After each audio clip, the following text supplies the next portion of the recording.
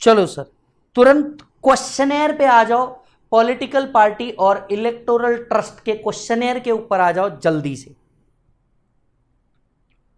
तुरंत यही खत्म कर देते हैं, वैसे ही अपना बैलेंस बचा हुआ है तो फटाफट निपटाते हैं।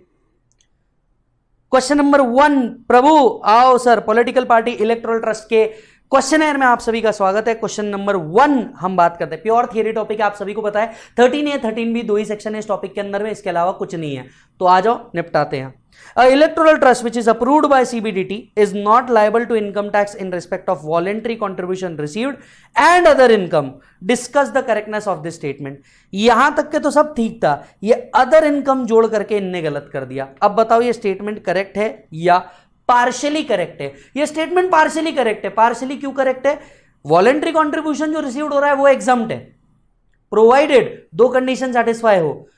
आप 95% of the aggregate donation receive during the year plus brought forward surplus. Brought forward surplus जो आपको आया है इसका 95% डिस्ट्रीब्यूट करें, प्लस सेंट्रल गवर्नमेंट की दी हुई गाइडलाइंस को फॉलो करें, तो इलेक्टोरल ट्रस्ट की वॉलेंट्री कंट्रीब्यूशन वाली इनकम एग्जम्प्ट है। As far as the other income is concern, other income is liable to tax.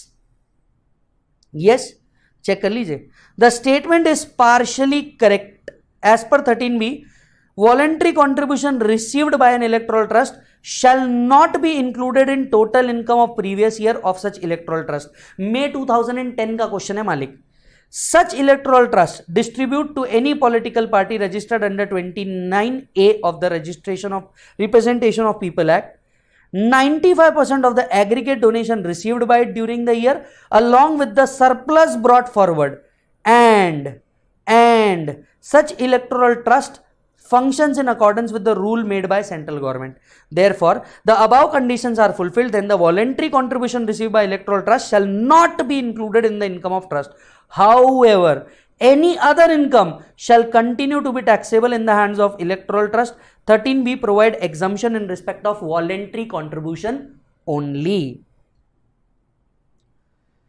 Question number 2, what is the effect of contribution made by individuals to the electoral trust on his income? Individual ने electoral trust को अगर donation दिया तो इसका effect क्या होगा?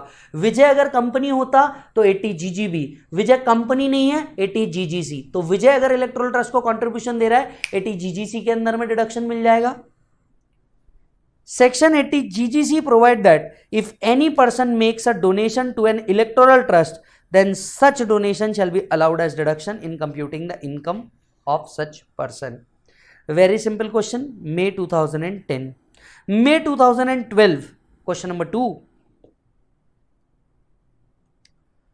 Which are the conditions to be satisfied by an electoral trust for claiming the benefit of exemption of its income? वापस से वही क्वेश्चन पूछा हुआ है, कौन सी कंडीशन सेटिस्फाई करनी पड़ेंगी? दो ही है, whatever is the amount received as donation during the year plus surplus brought forward का 95% किसी भी पॉलिटिकल पार्टी को डिस्ट्रीब्यूट करना है, गवर्नमेंट की दी हुई कंडीशन को सेटिस्फाई करना है। Is the benefit available in respect of all income earned by the trust? Answer is no, only voluntary contribution. Similar है, सेम तरीके का क्वेश्चन 2 बार पूछा था, सिमिलर टू क्वेश्चन नंबर 1। हालांकि अलग अलग ईयर में पूछा था, मुझे अलग अलग ईयर में देना है, बाकी कंडीशन वही है। आप देख सकते हो 95% of the donation receive during the year along with the surplus को क्या करना है, आपको डिस्ट्रीब्यूट करना है। साथ साथ में function in accordance with central government. If electoral trust invest the donation received by it let's say in FDR, then interest from such investment is not exempt. Done, Malik. Question number 3. It was a practical question asked in May 2003. May 2003 के अंदर में एक practical question पूछा था आपसे। The books of accounts maintained by a BPL political party registered with the election commission is as under. Rent from a let out property departmental store at Chennai. Rent मतलब house property. 13A को याद करो, HP income, capital gain income, other sources income, voluntary contribution income exempt है अगर कुछ condition satisfy हो जाए। Suppose करते हैं कंडीशन सेटिस्फाई हो गई, HP इनकम टैक्सेबल है? नहीं, क्या लिखेंगे बेटा? नील। इंटरेस्ट अदर सोर्सेज में जाता है? Nil. Contribution from 100% who has secreted their name, याद होगा तो 20,000 के ऊपर का जो भी कंट्रीब्यूशन होता है उसका नेम एंड एड्रेस लिख के रखना है, accept in case of electoral bond, ये टैक्सेबल हो जाएगा 21 lakh. Contribution of 11 each from 1 lakh, 11 रुपए का कॉन्ट्रीब्यूशन है, नील आ सकता है, 20,000 के ऊपर जा ही नहीं रहा। Cafeteria business 3 lakh, total income 24 lakh. Compute the total income of political party with reason of inclusion और अदरवाइज, ये 24 लाख इंक्लूड,